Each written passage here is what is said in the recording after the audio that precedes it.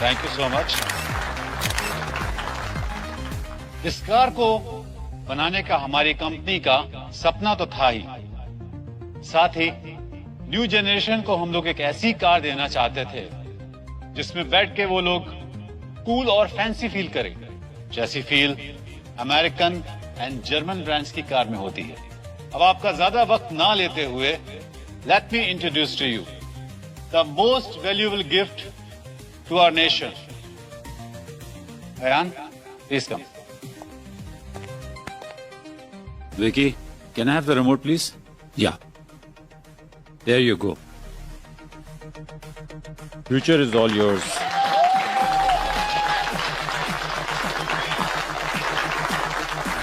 Introducing the new Booster.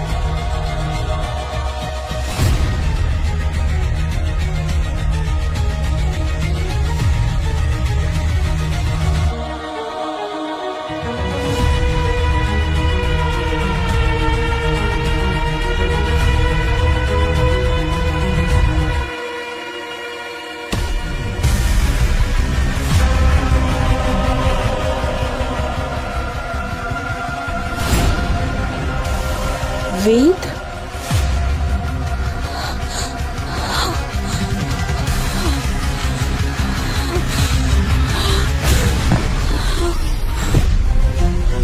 Devika, कौन?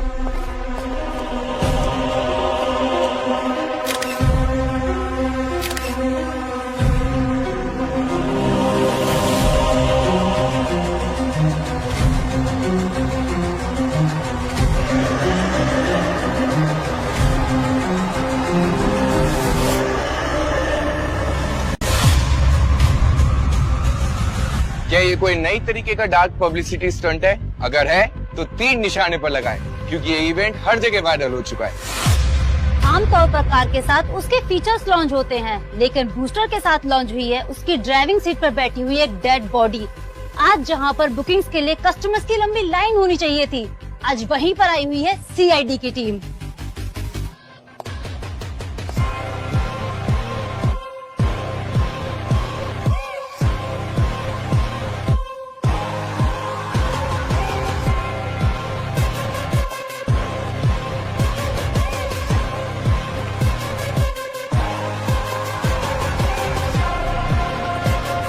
Sir, Devika को होश आ गया है।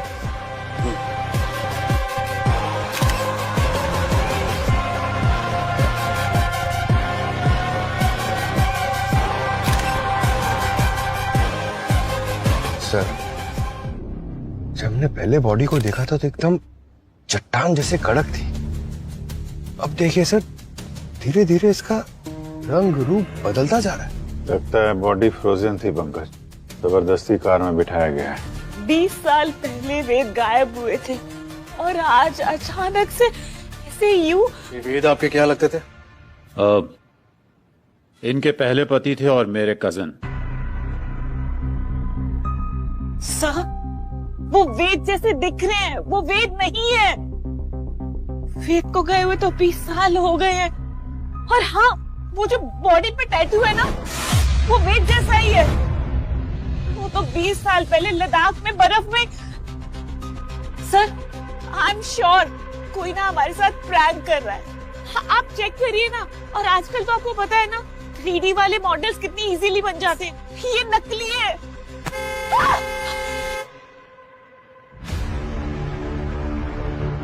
सर, बॉडी काफी तेजी से डिकम्पोज हो रही है। इसके पहले कि हमारे यहाँ सिर्फ हड्डियां ही बचे, बॉडी को फटाफट फोरेंसिक लैब भेजने का इंतजाम करो।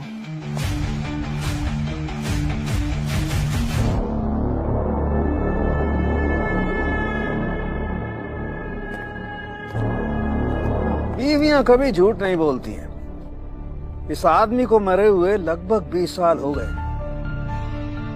अरे सर, ये आदमी ऐसा कौन सा चूरन खाता था कि 20 साल तक इसकी बॉडी डिकम्पोज नहीं हुई है?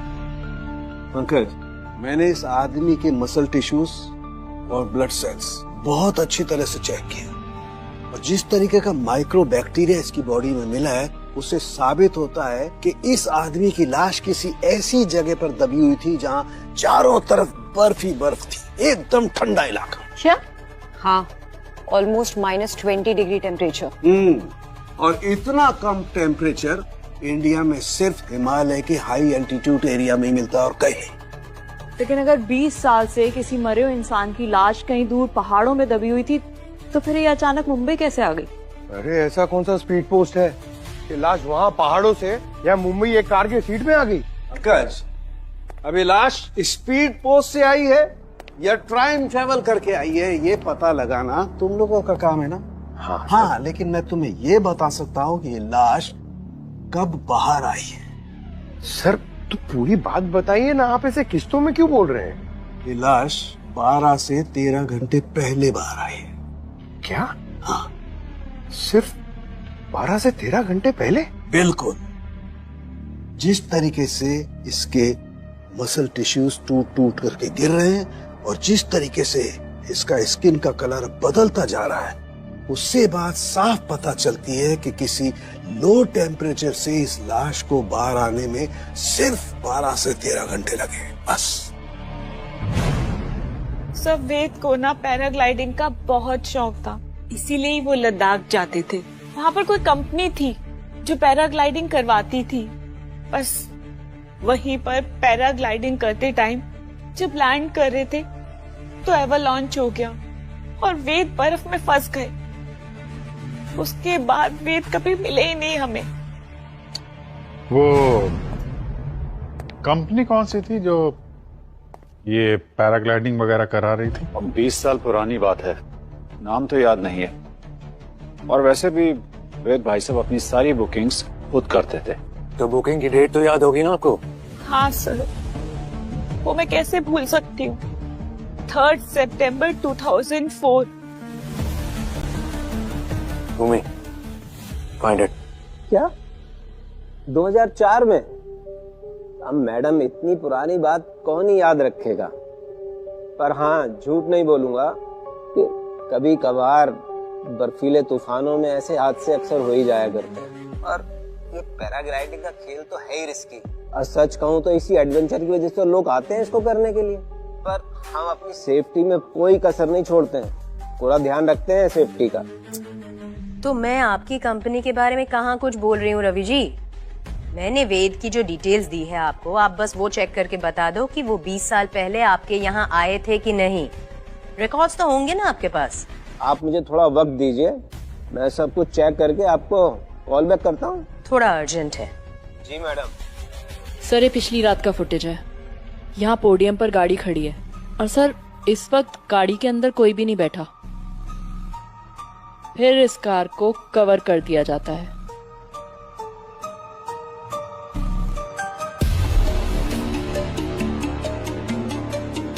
और फिर आज सुबह यहाँ जब इस कार को अनकवर किया जाता है, सर देखिए, वेद की लाश ड्राइवर सीट पर बैठी मिली है।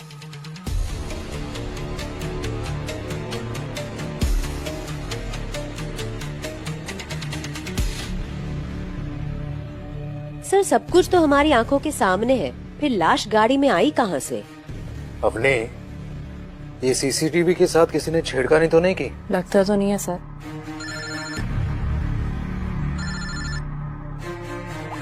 हेलो। जी मैडम। मैडम मैंने चेक किया, वो वेद उस दिन आया था हमारे कैंप में। 3 सितंबर को ही आया था 2004 में, लेकिन वो उस दिन पैराग्लाइडिंग वाले टाइम वो तूफान में गुम हो गया था और उसको ढूंढने के लिए सर्च ऑपरेशन भी चला 2.5-3 हफ्ते तक, लेकिन वो बेचारा अब तक मिला ही नहीं है। पता नहीं कब मिलेगा। बेचारा मिल गया है आज ही। हाँ? मिल गया? कहाँ से मिला? मुंबई में। मुंबई में? So for now it's confirmed कि 20 साल पहले वेद लद्दाख के एक एवलांच में कहीं गायब हो गया। फिर 20 साल बाद वो यहाँ मुंबई के शोरूम में कैसे पहुंच गया, वो भी एक लाश बनकर। चलो लेट्स अज्यूम फॉर नाउ कि ये लाश हमसे कुछ कहना चाह रही है, लेकिन ये लाश खुद चलकर तो नहीं आई होगी ना, यहाँ पर किसी ने तो किया होगा। We need to find these answers. So forensic ने कंफर्म किया है कि इस बॉडी को एक्सट्रीम कोल्ड टेम्परेचर से निकले हुए कुछ 12 से 13 घंटे हुए हैं। 12-13 घंटे में लाश बाय रोड लद्दाख से मुंबई पहुंच गई? Not possible. इस कार को खंगालो अच्छी तरीके से, एक एक कोना छान मारो इसका। बॉडी इस कार में मिली है, जवाब भी एक कार ही देगी।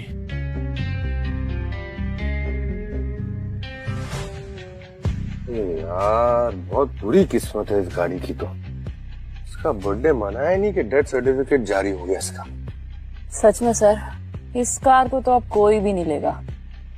ये बहुत हैवी डिस्काउंट पे मिलेगी। ये केस सॉल्व हो जाने दो, फिर शोरूम से आके बात करता हूँ। सर।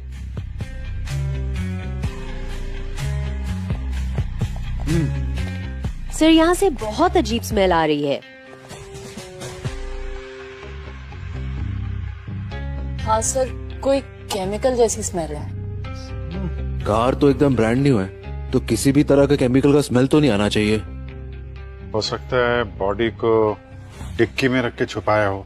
बर्फ से निकालने के बाद बॉडी को सड़ने से बचाना तो चाहिए ना, तो केमिकल लगा के यहाँ रख दिया होगा। और जिसने डेड बॉडी को यहाँ लाया होगा वो इसी में छुपा होगा। अरे बिल्कुल हो सकता है सर। ये देखिए ना, कम से कम 2 आदमी के लेटने की जगह है। पंकज सब ठीक है ना? ठीक ही है सर।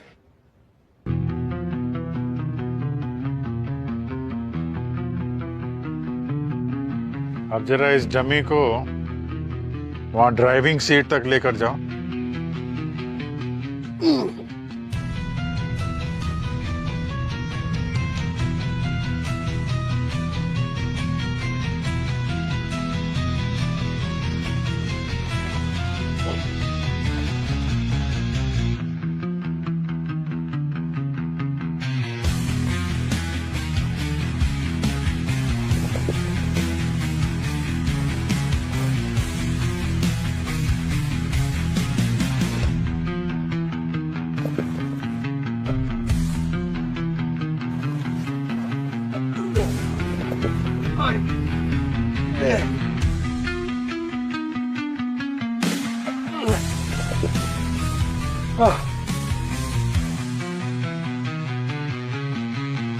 हालत खराब हो गई सर।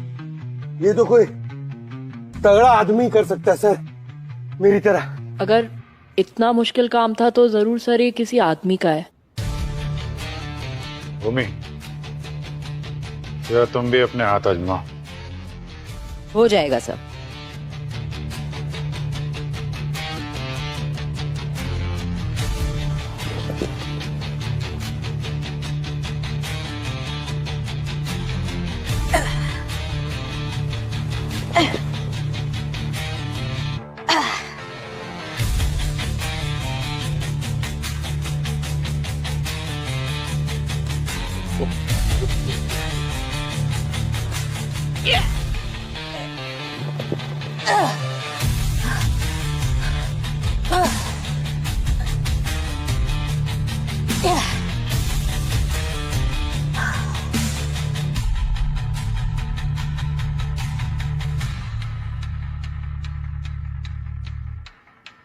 इतना भी मुश्किल नहीं था पंकज।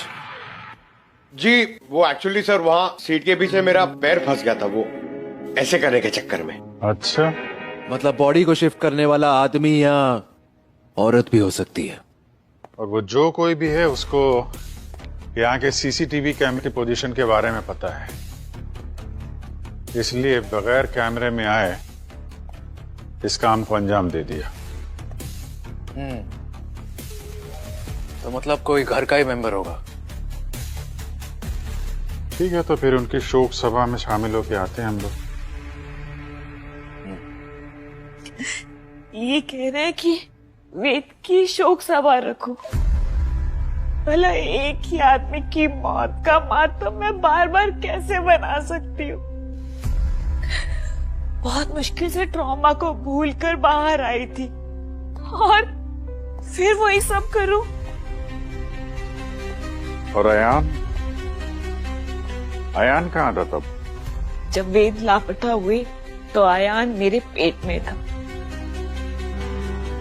मैंने उसे कैसे पैदा किया है, कैसे पाला है ना, ये मैं ही जानती हूँ।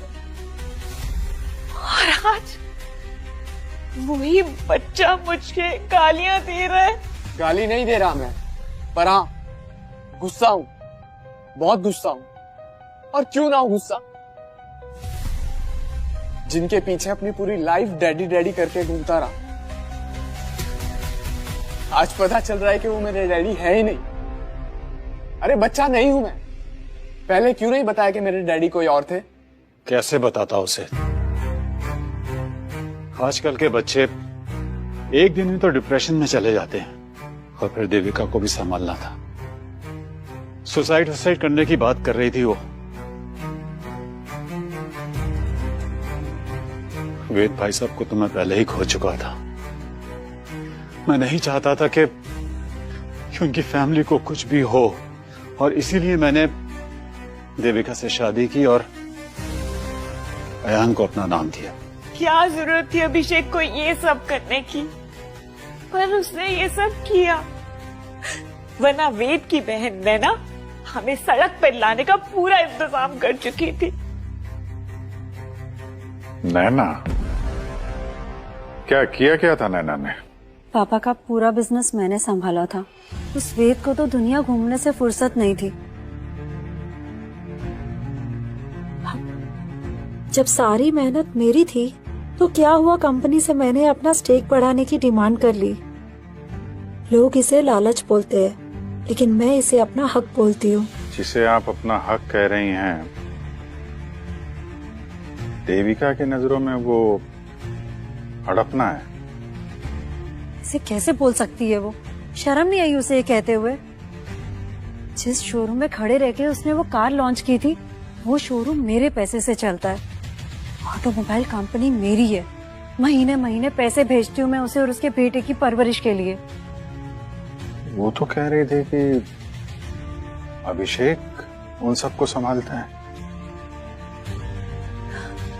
अभिषेक संभालता है? क्या संभाला उसने? वो मेरे चाचा का लड़का है। उधर वेद मिसिंग हुआ और इधर इसने उसकी बीवी से शादी कर ली, हमारी प्रॉपर्टी पे मौज करने के लिए। चाहती तो मैं उसी वक्त उसकी पोल खोल सकती थी। क्या मतलब? पोल खोल देती? फिर आप लोग को दिखाती हूँ।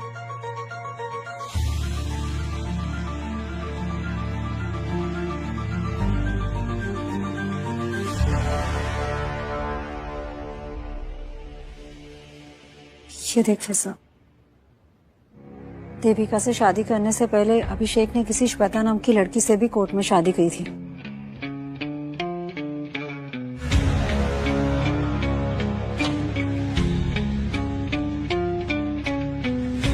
शादी के बाद एक और शादी। तो पता लगाओ ये श्वेता जी हैं कौन और कहाँ हैं।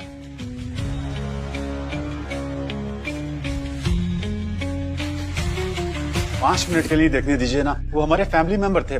सर आप प्लीज समझने की कोशिश कर दीजिए, हम ऐसे किसी को भी अंदर जाने नहीं दे सकते हैं। अरे मैडम सर आप लोग जाइए प्लीज, बिना परमिशन के आप अंदर नहीं जा सकते। क्या बात है?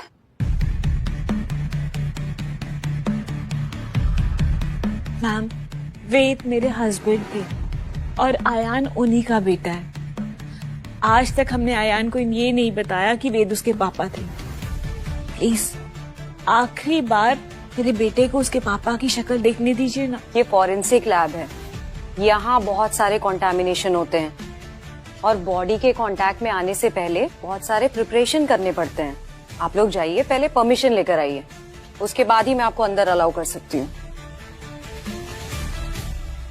ठीक है, हम लोग परमिशन लेकर आते हैं। आओ बेटा। Thank you.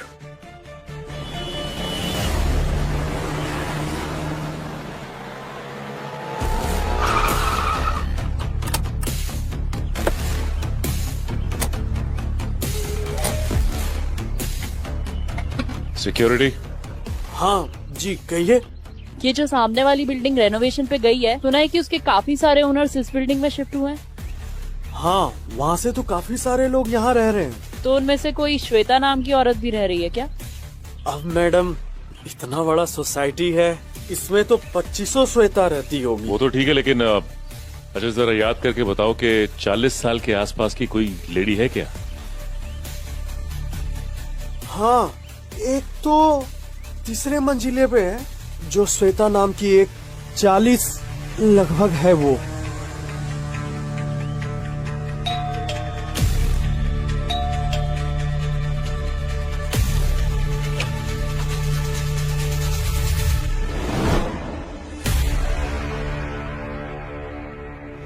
श्वेता जी। जी कहिए। हम लोग सीआईडी से हैं। अच्छा ये बताइए कि कल कार लॉन्च पे आप देविका के शोरूम पे थी ना? एक मिनट।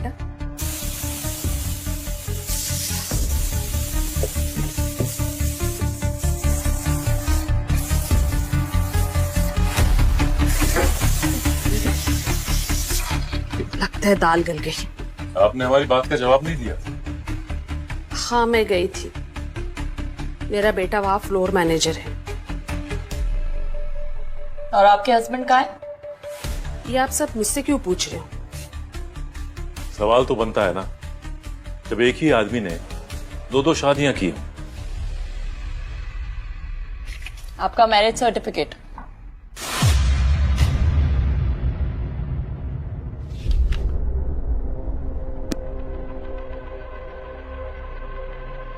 हाँ अभिषेक ने कोर्ट मैरिज की थी मुझसे, और विकी हम दोनों का ही बेटा है। और अभिषेक ने अपनी ही कंपनी में अपने ही बेटे को एक फ्लोर मैनेजर की हैसियत से रखा हुआ है। हाँ मैंने अभिषेक को काफी बार कहा, लेकिन उसने कहा कि मालिक को भी सारा काम आना चाहिए, जब वो लायक हो जाएगा तब उसे उसका हक दे दिया जाएगा। आपको तो पता ही होगा उसने देविका से शादी की है। मजबूर थे बेचारे, वरना चचेरे भाई की बीवी और बच्चे की जिंदगी बर्बाद हो जाती। अच्छे इंसान है वो, परिवार के लिए प्यार की कुर्बानी दे दी। देविका जानती है कि आप अभिषेक की पत्नी हैं।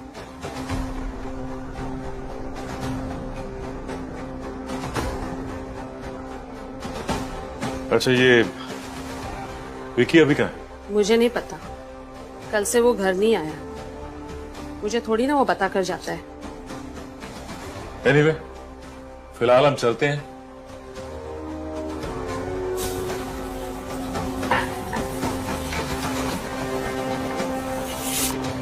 ये अभिषेक बहुत पहुंचा हुआ खिलाड़ी लगता है। वहां अपने बाप होने का फर्ज गिना रहा था हमें, और अपने इस आगे बेटे को नौकर बना के रखा है। ठीक है, आप बॉडी को देख सकते हैं, लेकिन किसी चीज को छूना नहीं। प्यार के दिखा दो इन्हें। Yes sir. अयान बेटा, देख ले अपने पापा को।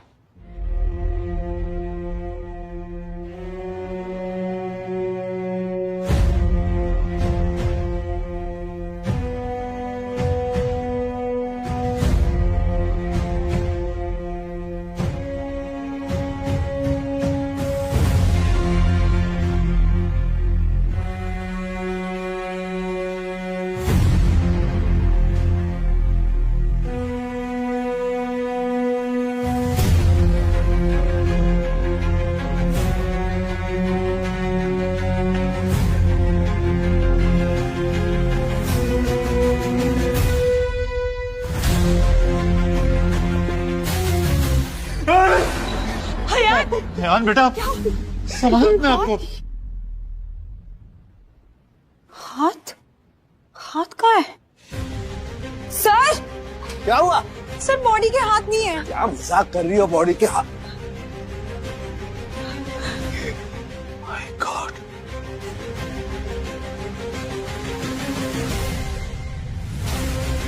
दोनों हाथ कटे हुए। अरे गार्गी, इसके दोनों हाथ किसने काटे? फॉरेंसिक लैब से कौन चोरी करके ले गया हाथ? आपको थोड़ा भी रियलाइजेशन है इस बात का? ये बात सुनने में ही कैसा लग रहा है कि सीआईडी के फॉरेंसिक लैब में से कोई डेड बॉडी का हाथ काट कर ले गया? ये बात अगर सीआईडी ऑफिस के बाहर लीक हो गई ना तो सीआईडी की रेपुटेशन की धज्जियां उड़ जाएगी। I am sorry sir. You sorry? Yes sir, I am really very sorry. मैं जानता हूं हमसे बहुत बड़ी गलती हुई है, लेकिन सर अगर हम इस गलती में एक अपॉर्चुनिटी तलाश कर ले तो। क्या मतलब?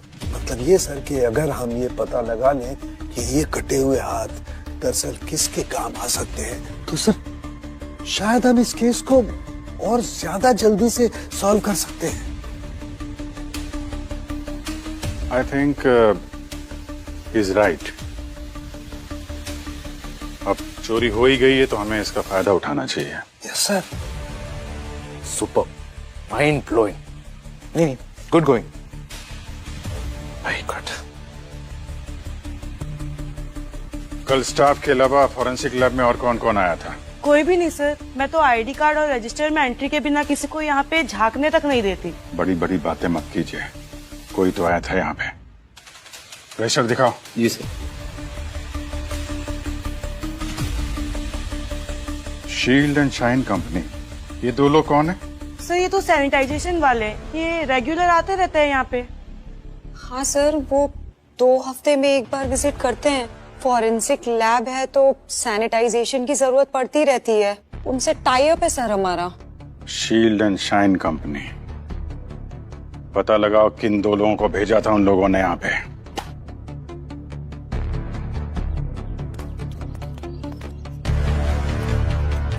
सर मैं सिस्टम में चेक करके बता रहा हूँ। कल हमारे लड़के जाने वाले थे लेकिन नहीं गए। शेड्यूल में था कल विजिट का, लेकिन वो और किसी साइड पे फंस गए। लेकिन ये कंफर्म है हमारे लड़के नहीं गए, ये कंफर्म है सर। ठीक है, ये शेड्यूल तो आता जाता कोई भी देख सकता है। कल या पूरे दिन कौन कौन आया था? सर जो भी आए थे सबका डिटेल है इसमें।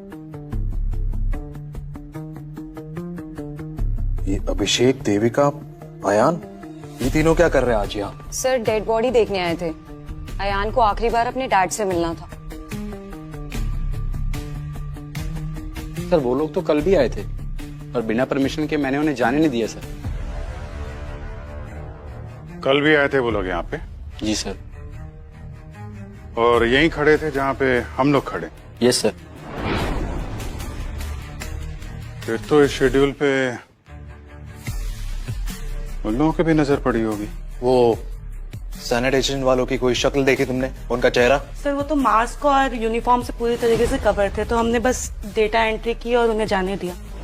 जब तक वो हाथ नहीं मिल जाते तब तक ये केस हमारे पकड़ में नहीं आएगा। वो हाथ मुझे चाहिए अभिजीत।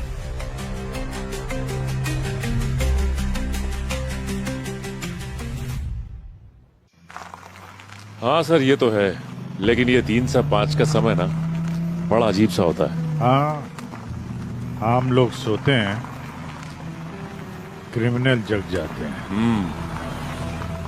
ये तो है।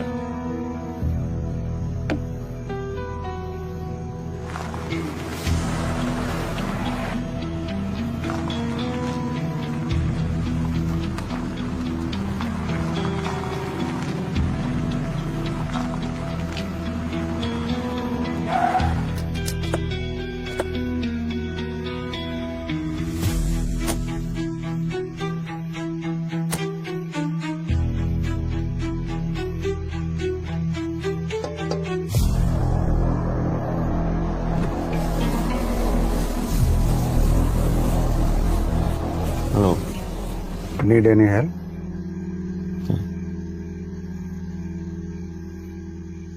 ओ सीआईडी। आप राजन औलख। राजन जी, आप इतनी सुनसान जगह पे इतनी रात को यहाँ क्या कर रहे हैं? अपनी गाड़ी में बैठा हूँ। नहीं, मेरा मतलब सॉरी। आप सीआईडी से हैं तो आपको तो बता ही सकता हूँ। क्या ना सर कि मैं वो रेड सन को लेके थोड़ी सी मेरी नींद उड़ी हुई तो मैंने सोचा कि थोड़ा गाड़ी में।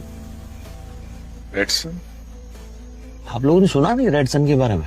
अफ्रीका का सबसे बेशकीमती हीरा यहीं अपने बॉम्बे में म्यूजियम में है। आपको जाना चाहिए देखना, पूरे परिवार के साथ, बहुत अच्छा है। हो जाएंगे हम लोग, बाद में देखेंगे। अभी आप जरा थोड़ा डिक्की खोल दीजिए। Dicky sir? कुछ नहीं है डिक्की में। देख लेते हैं।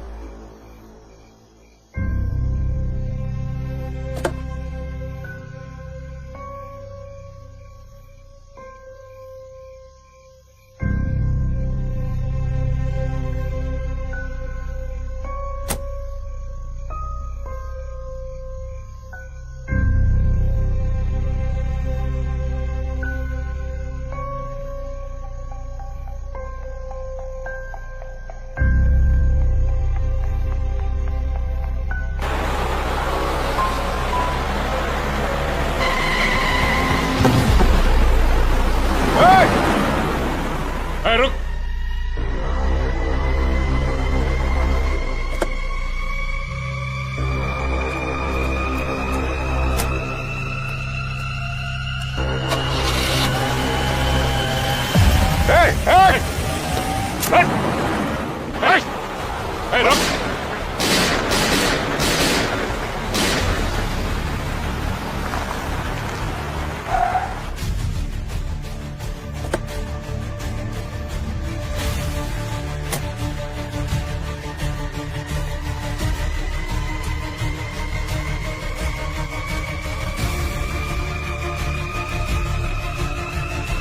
Put your guns down. Easy, easy. हम लोग सीआईडी से हैं।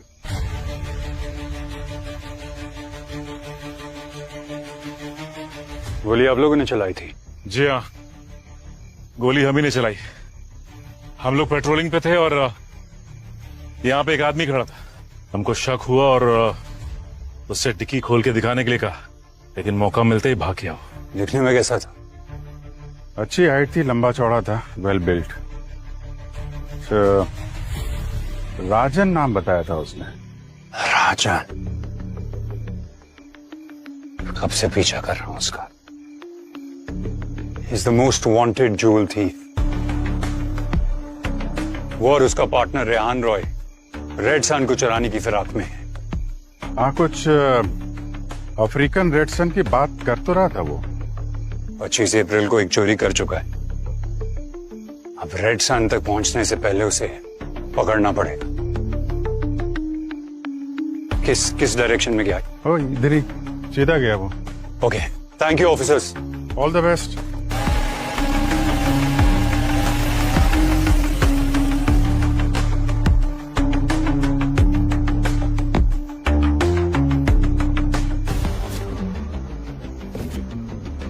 Oh my God. हाथ? हाथ की उंगलियों के पोर के जो स्किन है वो निकाले हुए हैं यार। तब से जिस हाथ को ढूंढ रहे थे कोई यहाँ फेंक के गया। कोई तो है जो हमारी मदद कर रहा है क्रिमिनल को पकड़ने में। ये देखो, ये दोनों कटे हुए हाथों की ये 10 उंगलियां देखो। जहां जहां से फिंगरप्रिंट्स मिल सकता था वहीं से स्किन हटा दी गई है। तो सिर्फ फिंगरप्रिंट्स चुराने के लिए हाथ काटे गए हैं। और ये फिंगरप्रिंट्स किसी पासवर्ड प्रोटेक्टेड प्लेस को खोलने के लिए भी चाहिए होंगे। करेक्ट। कोई डोर, कोई तिजोरी। जिसका मतलब जिसके पास भी ये तिजोरी या डोर है इधर पे, उसी ने हाथ काटा और चुराया है। सर, सर मैं देविका और अभिषेक के रिकॉर्ड्स जैसे कि बैंक अकाउंट्स, बिल्स वगैरह चेक कर रही थी। उसमें से ये मिला।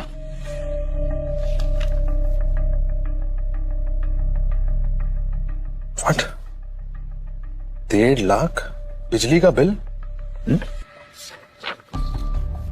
मैंने हिस्ट्री चेक की, पिछले कई सालों से इनके इलेक्ट्रिसिटी बिल्स इसी अमाउंट के आसपास के हैं। हर महीने लाख रुपए से ज्यादा का बिल है।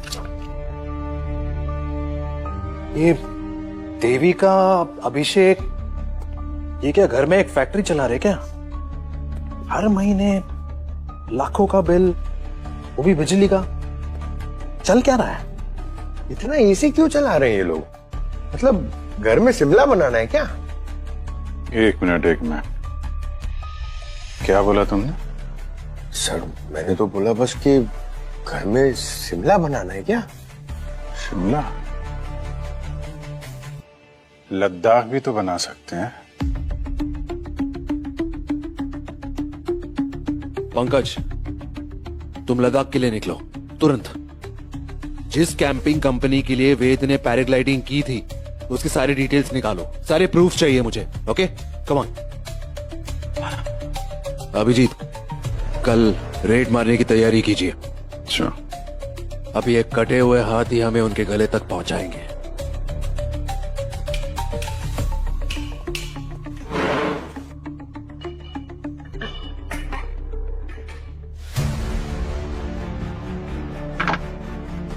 ये आप क्या कर रहे हैं? क्यों कर रहे हैं सब? देखिए ना, हमारे घर को कैसे तहस नहस कर दिया इन लोगों ने। क्या हो रहा है सब? क्या कर रहे हैं आप लोग? रोकिए ऐसे। आंखों में सुरमा लगा रखा है क्या? दिख नहीं रहा तलाशी चल रही है? तलाशी? किस बात की तलाशी? मिस्टर अभिषेक, ऐसी कौन सी फैक्ट्री लगा रखी है आपने इस घर में कि आपके बिजली का बिल आसमान छू रहा है? वो भी पिछले 20 सालों से। लाखों रुपए का बिल आ रहा है आपका। कर क्या रहे हैं यहाँ पे? लाखों रुपए का बिल आ रहा है तो उसमें क्या हो गया? क्या हो गया अभी पता चल जाएगा। अच्छे से तलाशी लो, अगर दीवार तोड़नी पड़े ना वो भी तोड़ो। पर आप उन लोगों का घर क्यों नहीं तोड़े जिन्होंने हमारा घर तोड़ा है? नैना जी का घर भी नहीं बचेगा सीआईडी के प्रकोप से। अभी आप चलिए, पीछे हटिए, कोने में खड़े हो जाइए।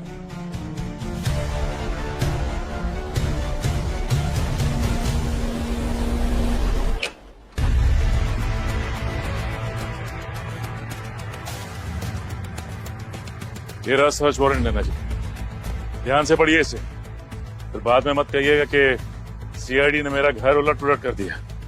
घर का कोना कोना छान मारो, कोई जगह छूटनी नहीं चाहिए। लेकिन आप लोग यहाँ क्या ढूंढने आए हैं? ये भी पता चल जाएगा आपको, सब्र रखिए।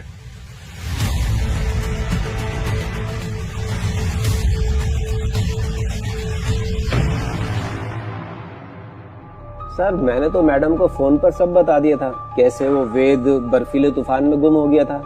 मेरे पास कुछ न्यूज़पेपर कटिंग्स भी है उस दिन की। ये देखिए, जिस दिन एक्सीडेंट हुआ। ये सब ठीक है। आप लोग यहाँ पे ग्रुप की फोटोज लेते हैं ना कैंप में? हाँ सर लेते।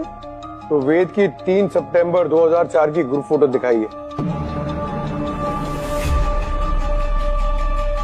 सर अब इतना पुराना, 20 साल पुराना कहाँ से मिलेगा सर? है सर, पुराने एल्बम में मिल जाएगी। चुप कर, मुझे कुछ पता भी है सर? इसे कुछ नहीं पता। 1 मिनट, फोटो लेके आओ। जी सर। ये रही सर।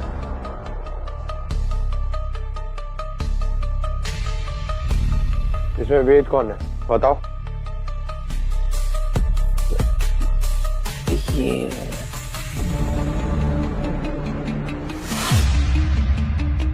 बेवकूफ बना रहा है।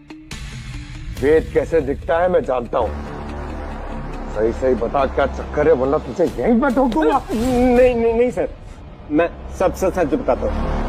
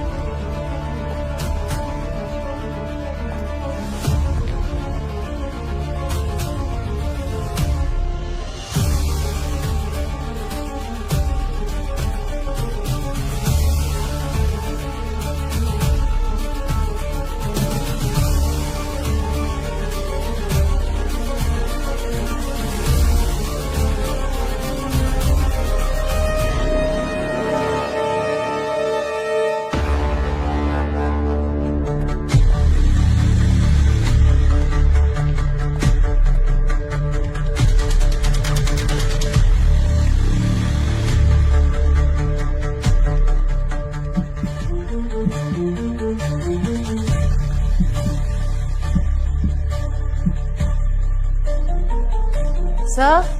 हाँ भूमि।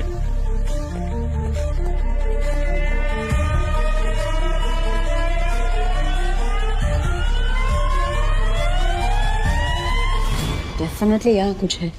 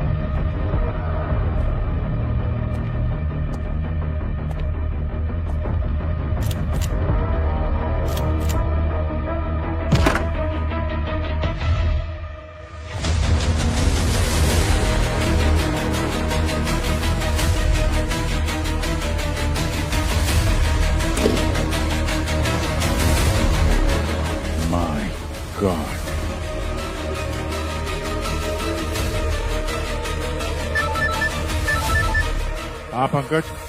सर यहाँ वेद की सारी एंट्रीज फर्जी है। यहाँ पर वो कभी पैराग्लाइडिंग करने आया ही नहीं था। आता भी कैसे? 20 साल से तो ये यहाँ फ्रीजर में जो पड़ा हुआ है, देविका के बेसमेंट में।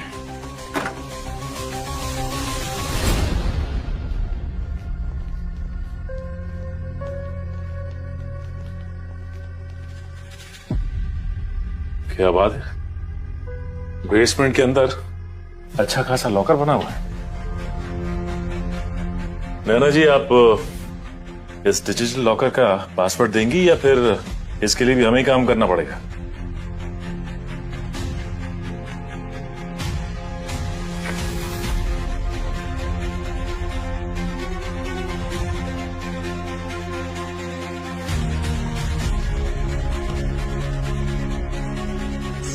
ये होगी कटे हुए हाथ के फिंगर्स की स्किन।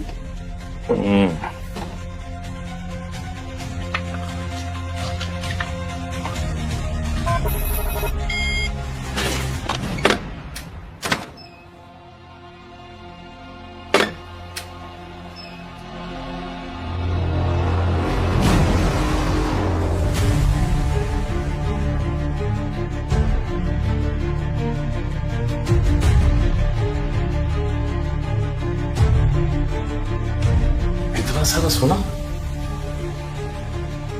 इतना सोना कहाँ से है इनके पास? हो ये तो अब नैना जी बताएंगी ब्यूरो चलकर। वैसे भी इनकी फैमिली का गेट टुगेदर जो रखा है वहां पे। लेकिन इतना सारा सोना आया कहाँ से आपके पास? पापा अपनी सारी ब्लैक मनी को गोल्ड में कन्वर्ट करके वेद के नाम छोड़ गए थे। वेद के गायब होने के बाद मैंने बहुत कोशिश करी और डिजिटल सेफ को खोलने की, लेकिन वो सिर्फ वेद के फिंगरप्रिंट से ही खुल सकती थी। और जब उस दिन वेद की लाश को शोरूम में देखा तो मुझे मौका नजर आया। हाथ काटने किसको भेजा था? सैनिटाइजर कंपनी के वर्कर को। ऐसे कैसे? हमने तो उनसे पूछा था, उन्होंने तो साफ मना कर दिया था। झूठ बोला उन्होंने। मैं उस कंपनी में 80% की शेयर होल्डर हूँ, बेसिकली ओनर। वो मेरी बात टाल ही नहीं सकते। पैसे की लालच आदमी को कितना गिरा देती है। रिश्ते नातों की कोई अहमियत नहीं है तुम्हारे लिए। और आप दोनों को तो इनकी तरह सोना भी नहीं मिलने वाला था, ना पैसा। तो वेद को मारने की वजह? प्यार जो मुझे चाहिए था। वेद से मेरी शादी तो हो गई थी, तो मुझे प्यार नहीं मिला था। शादी के 1 साल बाद मेरी मुलाकात अभिषेक से हुई। मुझे ऐसा लगा शायद मुझे यही चाहिए। यार तो मुझे भी हो गया था देविका से, लेकिन एक बात की सिक्योरिटी थी कि अगर मैं देविका से शादी कर लेता हूं तो जो भी दौलत इसे मिलने वाली है मैं भी उसका मालिक बन जाऊंगा। लेकिन तभी वेद भाई साहब को हमारे प्यार के बारे में पता लग गया और इसीलिए उन्हें रास्ते से हटाना बहुत जरूरी हो गया था।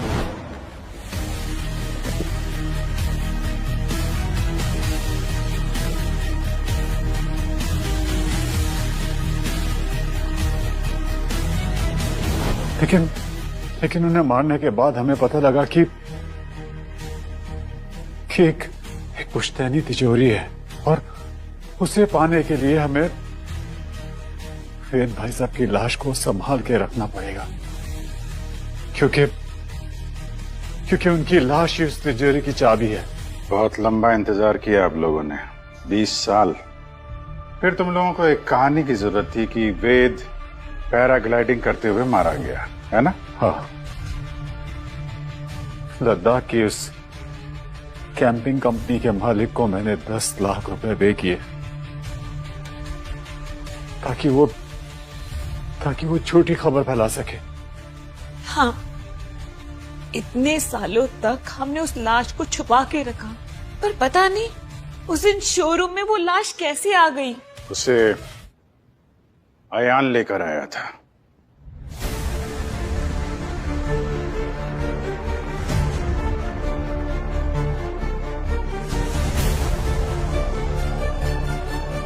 हाँ, मैंने निकाली थी पापा की लाश वहां से।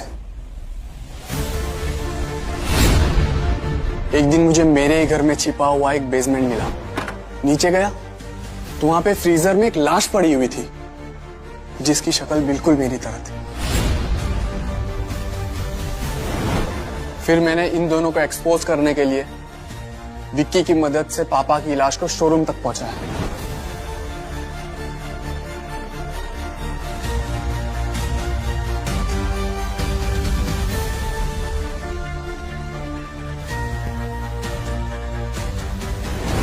तुमने जो किया वो ठीक किया यान, लेकिन तरीका गलत था।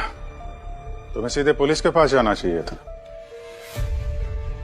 जिसने मेरे पापा को मार दिया वो मुझे क्या छोड़ते?